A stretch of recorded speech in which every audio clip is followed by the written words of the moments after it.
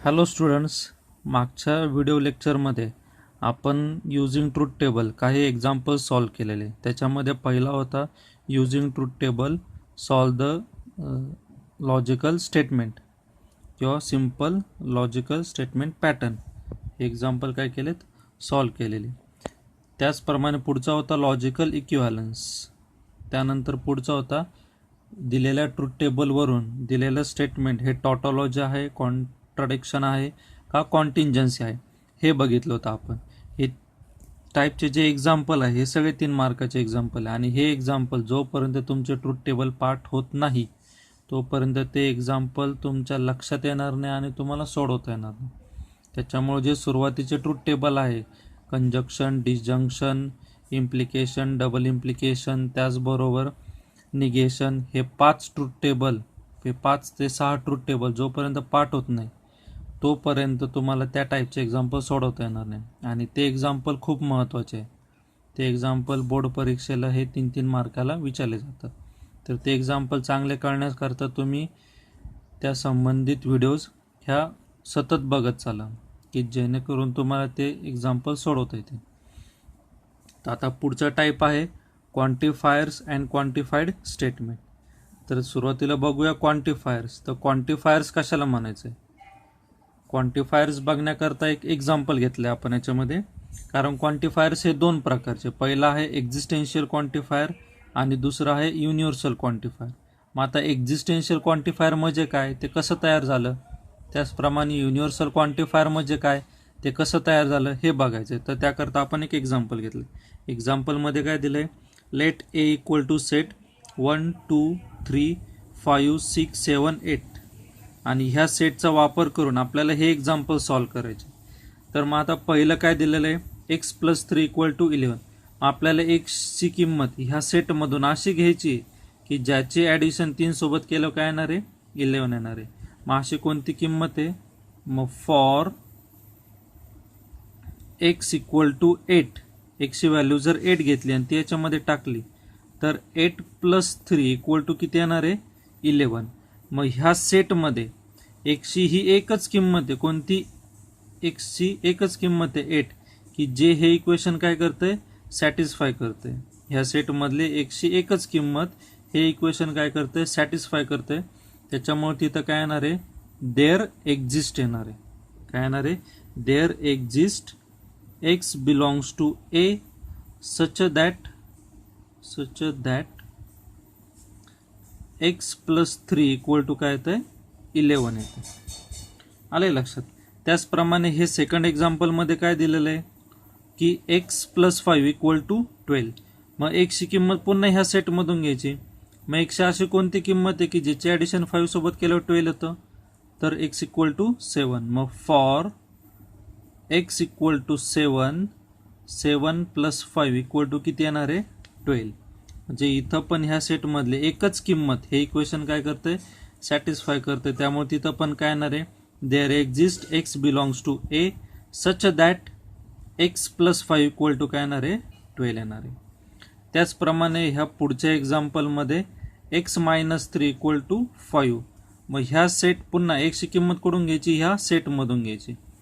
मग अशी एक्सची कोणती किंमत आहे की ज्याची वजाबाकी 3 केली, वजाबाकी 3 सोबत केली तर 5 येणार आहे, तर 8. मग for x equal to 8, 8 minus 3 किती येणार आहे, 5 येणार आहे. मग अशी एक्सची एकच किंमत आहे म्हणून there exist x belongs to A such that x minus 3 equal to किती येणार आहे, 5 येणार. आले लक्षात. देअर एक्झिस्ट कधी वापरायचं, ज्यावेळेस त्या सेटमधला एकच किंमत ते इक्वेशन्स काय करत असतील, सॅटिस्फाय करत असतील, तर काय वापरायचं, देअर एक्झिस्ट. आणि हे देअर एक्झिस्ट काय असणार आहे, आपलं पहिलं क्वांटिफायर असणार. त्यानंतर सेकंड क्वांटिफायर. आता सेकंड काय एक्झाम्पल काय, x less than equal to 8. म्हणजे एक्सच्या किमती ह्या सेटमधून अशा घ्यायच्या की त्या सगळ्या काय असल्या पाहिजे, 8 किंवा 8 पेक्षा लहान असल्या पाहिजे. मग ह्या सेटमधल्या सगळ्याच किमती काय 8 पेक्षा लहान आहे. 1 लेस दॅन इक्वल टू 8 आहे, 2 लेस दॅन इक्वल टू 8 आहे, 3 लेस दॅन इक्वल टू 8 आहे, 5 लेस दॅन इक्वल टू 8 आहे, त्याचप्रमाणे 6 लेस दॅन इक्वल टू 8 आहे, 7 लेस दॅन इक्वल टू 8 आहे आणि 8 हा पण काय 8 आणि त्याच्यापेक्षा काय लहान आहे, बरोबर.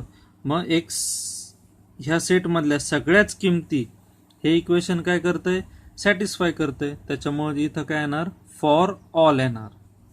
सगळ्या किमती ए सेटमधल्या सगळ्या किमती हे इक्वेशन सॅटिस्फाय करतं, त्याच्यामुळे काय येणार, फॉर ऑल.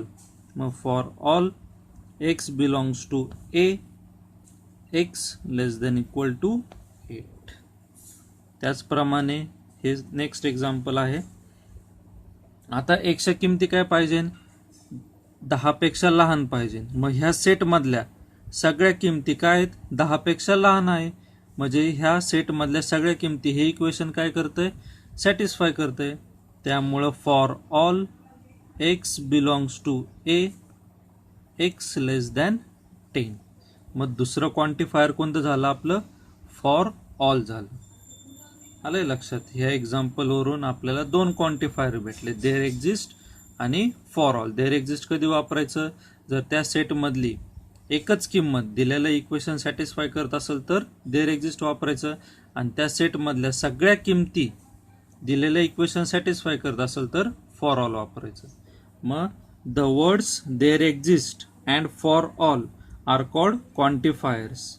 मग हे जे शब्द आहे देअर एक्झिस्ट आणि फॉर ऑल यांनाच काय म्हणायचंय, क्वांटिफायर्स म्हणायचंय. मग there exist is called existential quantifier. There एक्झिस्टला काय म्हणतात, एक्झिस्टेन्शियल क्वांटिफायर. आणि ते कसं डिनोट करतं, याने डिनोट करतं, उलटा ई घ्यायचा. त्यानंतर for all is called universal quantifier. For ऑलला काय म्हणायचं, universal quantifier and denoted by this symbol, उलटा ए काढायचा. आलंय लक्षात. देअर एक्झिस्टला काय म्हणायचंय, एक्झिस्टेन्शियल क्वांटिफायर आणि हे त्याचं सिम्बॉल. फॉर ऑलला काय म्हणायचं, युनिव्हर्सल क्वांटिफायर आणि हे त्याचं सिम्बॉल. मग हे जे क्वांटिफायर्स आहे देअर एक्झिस्ट आणि फॉर ऑल हे वापरून जे स्टेटमेंट तयार केलं जातं त्याला काय म्हणतात, क्वांटिफाईड स्टेटमेंट. मग काय दिलंय, statements involving quantifiers. Statements involving quantifiers are called quantified statement.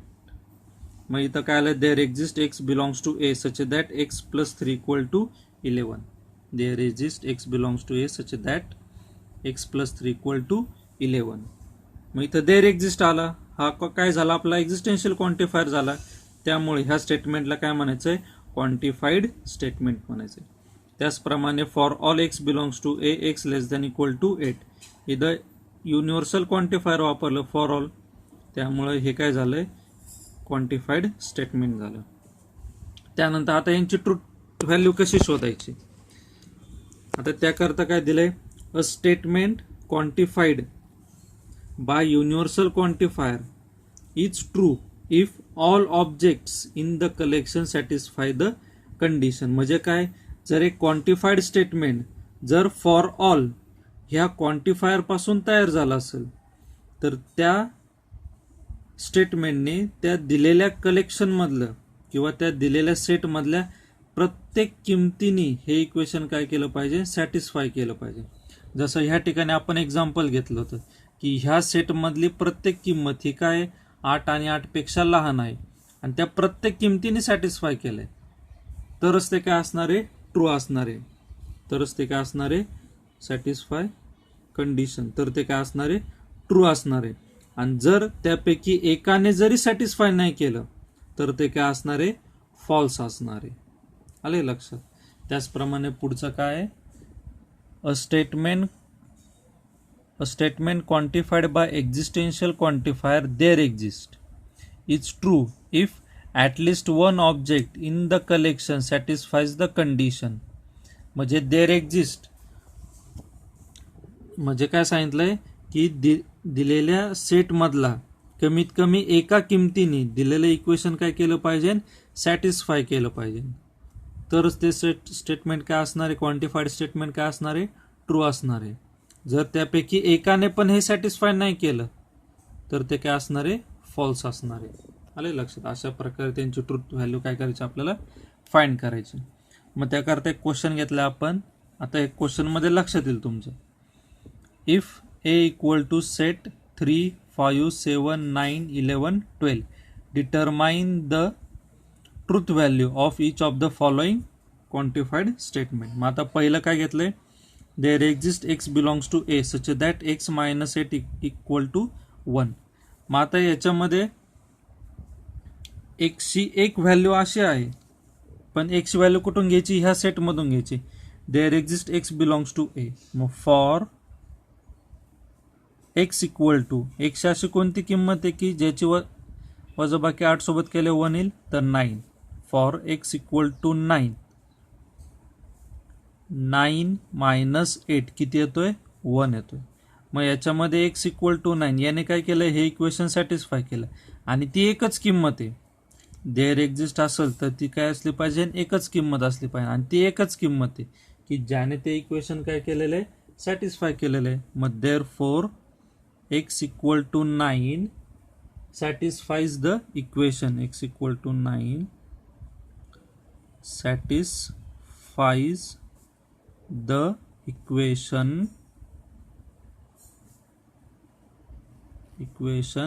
x minus 8 equal to 1.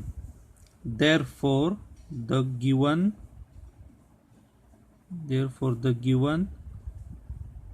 statement is true. दिलेलं स्टेटमेंट काय, ट्रू आहे. Therefore its truth value is capital T. आले लक्षात. एक्सची एकच किंमत आहे की ज्याने हे इक्वेशन काय केले, सॅटिस्फाय केले. आणि ते देअर एक्झिस्ट असल्यामुळं एकच किंमत सॅटिस्फाय केली पाहिजे. त्यानंतर पुढचं आहे, for all x belongs to A x square plus x is an even number. म्हणजे ह्या दिलेल्या सेटमधला प्रत्येक किमतीचा स्क्वेअर आणि त्या किमतीची ॲडिशन जर केली तर काय आला पाहिजे, इवन नंबर आला पाहिजे. मग चेक करू. 3चा स्क्वेअर करायचा. 3चा स्क्वेअर किती येईल, एक एक्झाम्पल सोडून दाखवतो. फॉर एक्स इक्वल टू 3, एक्सची व्हॅल्यू जर 3 घेतली आणि त्याच्यामध्ये टाकली तर 3 स्क्वेअर प्लस 3. 3चा स्क्वेअर किती, 9 प्लस 3. 9 प्लस 3 किती येणार आहे, 12. आणि 12 काय, हा इवन नंबर आहे, बरोबर. आता ही एक्सची पहिली किंमत घेतली. आता शेवटची किंमत घेऊया. फॉर एक्स इक्वल टू 12 आणि ती किंमत जर याच्यात टाकली तर 12चा स्क्वेअर प्लस 12. 12चा स्क्वेअर किती येणार आहे, 144 प्लस 12 म्हणजे किती येईल, 156 येणार आहे. आणि 156 पण काय, इवन नंबर आहे. असं तुम्ही 5 घ्या, 7 घ्या, 9 घ्या, 11 घ्या, ह्या प्रत्येक नंबरचा स्क्वेअर आणि तो नंबर त्याच्यामध्येच ॲड केला तर प्रत्येक वेळेस काय येणार आहे, इवन नंबर येणार आहे. म्हणजे काय की ह्या सेटमधल्या सगळ्या किमतींचा स्क्वेअर आणि त्यांची ॲडिशन केली तर काय येतोय, इवन नंबर येतोय, बरोबर. मग for each x belongs to a,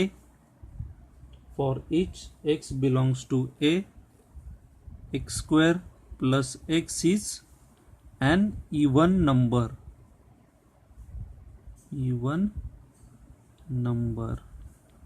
मग प्रत्येक किंमत काय करते, हे इक्वेशन काय करते, सॅटिस्फाय करते. त्याच्यामुळे काय आलं इथं, फॉर ऑल आलं. आणि फॉर ऑल आहे आणि प्रत्येक सेट ए मधली प्रत्येक किंमत हे इक्वेशन सॅटिस्फाय करतं. त्यामुळं the given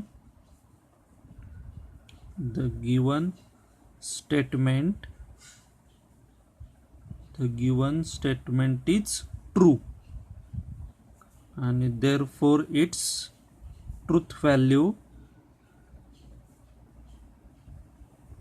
is capital T. Okay. आता ज्यावेळेस तुम्ही आन्सर लिहिता त्यावेळेस हे लिहायची गरज नाही. हे का लिहून दिलंय मी, हे तुमच्या लक्षात यावं म्हणून हे लिहून दिलं. तुमचं आन्सर इथून सुरू झालं पाहिजे. For each x belongs to A x square plus x is an even number. Therefore given statement is true. Therefore its truth value is T. आलं लक्षात. त्यानंतर पुढचं आहे, there exist x belongs to A such that x square less than 0. म्हणजे ह्या सेटमधला x equal to 3, 5, 7, 9, 11, 12, तर त्या सेटपैकी एक अशी किंमत आहे की ज्याचा स्क्वेअर केला तर तो 0पेक्षा लहान येणार आहे. काय येणार आहे? लहान येणार आहे. मग अशी एक तर किंमत आहे का? 3चा स्क्वेअर करा, 3चा स्क्वेअर काय येणार आहे? 9. 9 0पेक्षा लहान आहे का? नाही आहे. त्याचबरोबर 5चा स्क्वेअर करा, 5चा स्क्वेअर काय? 25. 25 0पेक्षा लहान आहे का? नाही आहे. त्यानंतर 7चा स्क्वेअर 49 0पेक्षा लहान नाही. म्हणजे ए मधली अशी कोणती, आता 12 घ्या, शेवटचा किती आहे? 12. 12चा स्क्वेअर किती येतोय? 144. तो 0पेक्षा लहान आहे का? नाही आहे, तो 0पेक्षा मोठा आहे. मग याच्यावरून काय लक्षात येत आहे की एक्स मधली, ए ह्या सेटमधली एकही किंमत हे इक्वेशन सॅटिस्फाय करत नाही आहे. एकही इक्वेशन ते सॅटिस्फाय करत नाही आहे. त्याच्यामुळे हे बरोबर आहे का दिलेलं स्टेटमेंट? नाही आहे. देर एक्झिस्ट म्हटलंय. मग देर एक्झिस्ट असेल तर याच्यातली कमीत कमी एक तरी सॅटिस्फाय करायला पाहिजे, पण एक पण सॅटिस्फाय करत नाही. दिलेलं स्टेटमेंट हे एक पण व्हॅल्यू, सेट ए मधली एक पण व्हॅल्यू सॅटिस्फाय करत नाही. त्याच्यामुळे हे काय येणार आहे? फॉल्स येणार. मग आता ते कसं लिहायचं? There is no x belongs to A which satisfy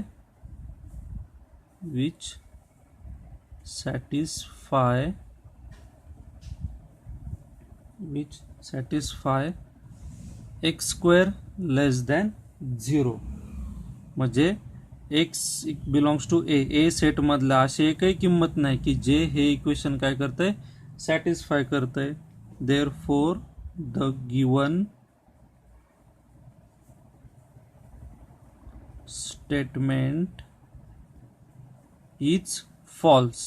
Given statement is false and therefore its truth value is capital F. आले लक्षात? त्यानंतर नेक्स्ट एक्झाम्पल मध्ये काय? For all x belongs to A, x is an even number. म्हणजे x A सेटमधल्या सगळ्या किमती for all आले. म्हणजे काय? एक्स मधल्या ए ह्या सेटमधल्या सगळ्या किमती ह्या काय आहेत? इवन नंबर आहे. मग तसं आहे का? ए सेट काय आपला? 3, 5, 7, 9, 11, 12. आता त्याच्यातल्या 3, 5, 7, 9, 11 हे काय? सगळे ऑड नंबर आहे. फक्त 12 हा एकच काय? इवन नंबर आहे. पण इथं फॉर ऑल आलंय. म्हटलं हे दिलेलं स्टेटमेंट बरोबर आहे का? नाही. येते लक्षात? दिलेलं स्टेटमेंट बरोबर आहे का? नाही आहे. त्यामुळं याची ट्रूथ व्हॅल्यू काय येणार आहे? फॉल्स येणार आहे. मग ह्या ठिकाणी for x equal to, x अशी कोणती किंमत आहे? 3, 5, 7, 9, 11. X equal to 3, 5, 7, 9, 11 are odd number. म्हणजे एकशे ह्या सगळ्या किमती काय? Odd number. पण त्यांनी काय सांगितलं? For all x belongs to A, x is an even number. सगळ्या किमती इवन नंबर आहेत का? नाही. त्या सेटमधल्या ह्या सगळ्या किमती काय आहेत? ऑड नंबर आहे. Therefore x, for all x belongs to A, किंवा for each x belongs to A, for each x belongs to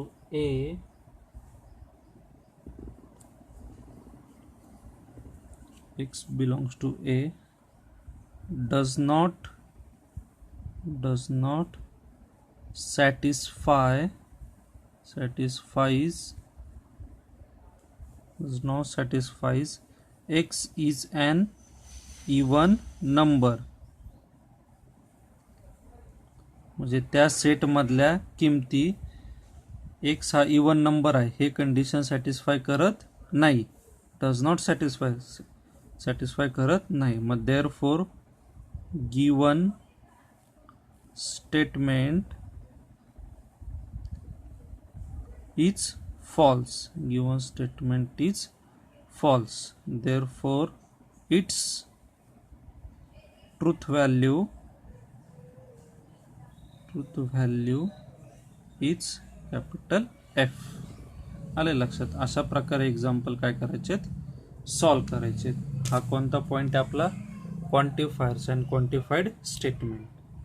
याच्यामध्ये दोन प्रकारचे क्वांटिफाईड्स आहेत. पहिला आहे एक्झिस्टेन्शियल क्वांटिफायर, दुसरा आहे युनिव्हर्सल क्वांटिफायर. एक्झिस्टेन्शियल कधी वापरायचं, जर दिलेल्या सेटमधले फक्त एकच किंमत दिलेली कंडिशन सॅटिस्फाय करत असेल तर एक्झिस्टेन्शियल क्वांटिफायर वापरायचं, आणि जर दिलेल्या सेटमधल्या सगळ्या किमती दिलेले कंडिशन जर सॉल्व करत असेल तर फॉर ऑल क्वांटिफायर्स वापरायचं. आणि हे सगळे 2-2 मार्काचे एक्झाम्पल आहेत. हे परीक्षेला 2 मार्काला विचारले जातात. आणि त्याचे एक्झाम्पल आत्ताच बघितलं आपण, त्या प्रकारे सॉल्व करायचे. दिलेलं स्टेटमेंट ट्रू आहे का फॉल्स आहे हे ओळखायचं आहे तुम्हाला. त्यानंतर पुढचा आहे ड्वेल. आता ड्वेल कशाला म्हणायचं आहे, इफ टू ड्वेल कशाला म्हणायचं, if two statements content logical connectives like or and letters small t and c, then they are said to be dual of each other if one of them is obtained from the other by interchanging or with and t with c. आता त्याच्यामध्ये T आणि C हे काय आलं, तुम्ही म्हणता हे नवीन काय आले, तर हे नवीन काय नसून ते आपलं टी हा टॉटॉलॉजी करता घेतलाय आणि सी हा कॉन्ट्राडिक्शन करता घेतलाय. तो ड्वेल हे एकदम सिंपल आहे. तर काय करायचं आहे, एक दिलेलं स्टेटमेंट पॅटर्न असणार आहे. काय असणार आहे, स्टेटमेंट पॅटर्न. अशा प्रकारे जसं ट्रूथ टेबलमध्ये स्टेटमेंट पॅटर्न बघितले, असे काय असणार आहे, स्टेटमेंट पॅटर्न असणार. आणि त्यांचं काय घ्यायचं, ड्वेल. तर ड्वेल कसा घ्यायचा आपल्याला, by interchanging or with and, म्हणजे त्याच्यातले जे लॉजिकल कनेक्टिव्ह असणार आहे अँड आणि ऑर हे काय करायचे, इंटरचेंज करायचे. ज्या ठिकाणी ऑर असेल त्या ठिकाणी अँड लिहायचा, जिथं अँड असेल तिथं ऑर लिहायचा, जिथं टॉटॉलॉजी असेल तिथं कॉन्ट्राडिक्शन लिहायचं, आणि जिथं कॉन्ट्राडिक्शन असेल तिथं टॉटॉलॉजी लिहायचं. आले लक्षात. अशा प्रकारे इंटरचेंज करायचं, फक्त एवढंच इंटरचेंज करायचं. अँडचं ऑर, ऑरचं अँड, टीचं सी, सीचं टी. निगेशनचं इंटरचेंज करायचं नाही. इथे लक्षात. काय काय एक्झाम्पलमध्ये निगेशन दिलं तर निगेशनचं ड्वेल घेता येत नाही. ड्वेल कशाचं आहे, फक्त अँड ऑरचं ड्वेल आहे. टॉटॉलॉजी आणि कॉन्ट्राडिक्शनचं ड्वेल घ्यायचं आहे. तर मग आता एक राईट द एक्झाम्पल घेऊया. Write the dual of each of the following. आता एक्झाम्पल काय, P and Q or R. आता याचा ड्वेल घ्यायचा. तर ड्वेल कसा घ्यायचा, सुरुवातीला आपलं स्टेटमेंट काय, पी अँड आला, अँडचा ड्वेल काय येणार आहे, ऑर, अँडचा ड्वेल ऑर. त्यानंतर क्यू, आणि इकडे काय आलंय, ऑर आला, ऑरचा ड्वेल काय घ्यायचा आहे, अँड आणि आर. हा झाला याचा ड्वेल. आले लक्षात. त्याप्रमाणे second example, T or P or Q. आता टी असेल तर टीचा ड्वेल काय घ्यायचा आहे, सी, टॉटॉलॉजीचं कॉन्ट्राडिक्शन. ऑर, ऑरचं काय घ्यायचं आहे, अँड. त्यानंतर पी, पुन्हा ऑर आलंय, ऑरचं काय घ्यायचं आहे, अँड, आणि हा क्यू. आले लक्षात. त्याचप्रमाणे तिसरं example, P and T or C and negation Q. आता त्याच्यामध्ये निगेशन आलंय, निगेशनचा ड्वेल घ्यायचा नाही. मग इकडे पी अँड, अँडचा ड्वेल काय येतोय, ऑर, ऑर. टीचा ड्वेल काय येतोय, सी, कॉन्ट्राडिक्शन. त्यानंतर ऑर, ऑरचा ड्वेल काय येतोय, अँड, ऑरचा ड्वेल अँड. पुन्हा सी आलंय, सीचा ड्वेल काय येतोय, सीचा ड्वेल टी, कॉन्ट्राडिक्शनचा ड्वेल टॉटॉलॉजी, आणि अँडचा ड्वेल काय येतोय, ऑर. आता इथं निगेशन आलं, तो निगेशन जसाच्या तसाच लिहायचा, कारण निगेशनचा ड्वेल घेत नाही आपण. त्यानंतर पुढचं एक्झाम्पल आहे, पी अँड, अँडचा ड्वेल ऑर, निगेशन क्यू जसाच्या तसाच, ऑरचा ड्वेल अँड, पी अँडचा ड्वेल ऑर, क्यू, त्यानंतर ऑरचा ड्वेल अँड, आणि हा निगेशन आर. हा झाला त्याचा ड्वेल. असे एक्झाम्पल हे एक एक मार्काला येतात. सेक्शन ए मध्ये जो दुसरा क्वेश्चन आहे, आन्सर द फॉलोइंग, त्याच्यामध्ये हे क्वेश्चन विचारले जाऊ शकतात. ड्वेल हा 1 मार्काचा पॉईंट आहे आणि क्वांटिफायर्स आणि क्वांटिफाईड स्टेटमेंट हा 2 मार्काचा आहे. सेक्शन बी मध्ये हा विचारला जाऊ शकतो.